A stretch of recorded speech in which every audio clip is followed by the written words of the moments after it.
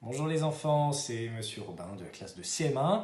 Aujourd'hui, une des dernières notions de la semaine, en ce vendredi 27 mars. On va partir sur les sciences et on va continuer ce qu'on a fait, sauf que là, on va parler de la classification des animaux. Alors, comment ça se fait, cette classification? Eh bien, les biologistes classent les êtres vivants à partir de nombreux critères. Les plus simples sont visibles, des pattes ou pas de pattes, par exemple. Les autres sont invisibles et reposent sur l'organisation interne même des animaux. Mais cependant, on distingue deux types, deux grands groupes, les vertébrés et les invertébrés. Alors, on va tout d'abord parler des vertébrés. Et il y a plusieurs catégories dans ce groupe.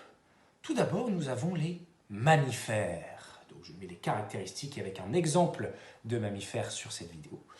Donc les mammifères, c'est quoi? Ils sont couverts de poils, sauf les mammifères marins, tels le dauphin par exemple.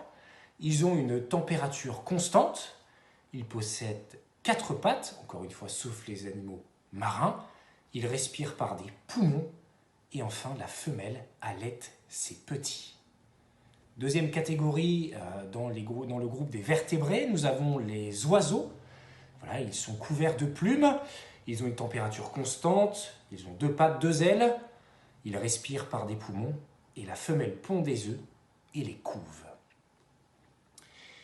Ensuite, nous avons les reptiles. Ils sont couverts de peau écailleuse, ils ont une température variable, ils ont 4 pattes, sauf les serpents qui n'ont pas de pattes et eux rampent. Ils respirent par des poumons et la femelle pond des œufs. Ensuite, nous avons les amphibiens. Ils ont la peau nue, ils ont une température variable, ils ont 4 pattes, ils respirent avec des branchies pour l'eau, puis des poumons lorsqu'ils sont à l'air libre. Et enfin, la femelle pond également des œufs. Et enfin, dans ce groupe des vertébrés, nous avons les petits derniers, les petits poissons, là qui ne sont pas dans l'assiette, bien sûr. Ils sont souvent couverts d'écailles, sauf le requin, par exemple, lui qui a une peau beaucoup plus lisse.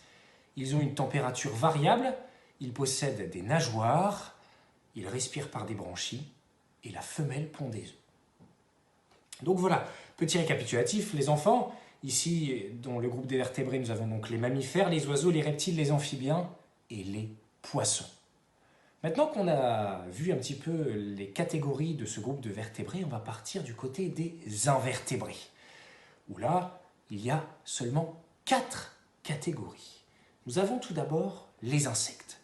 Ils sont recouverts de peau dure, ils ont 6 pattes articulées et ils ont 2 antennes, telle la mouche, par exemple.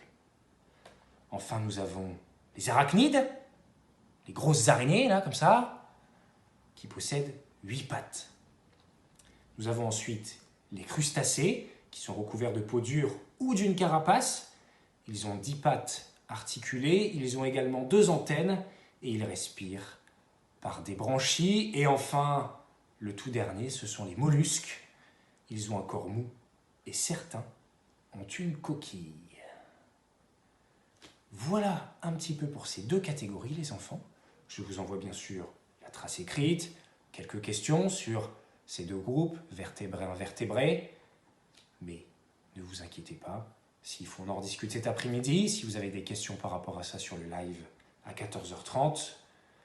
En tout cas, c'est une des dernières notions de la semaine. Reposez-vous bien durant ce week-end, les enfants, mais surtout les parents. Bien à vous, Monsieur Robin.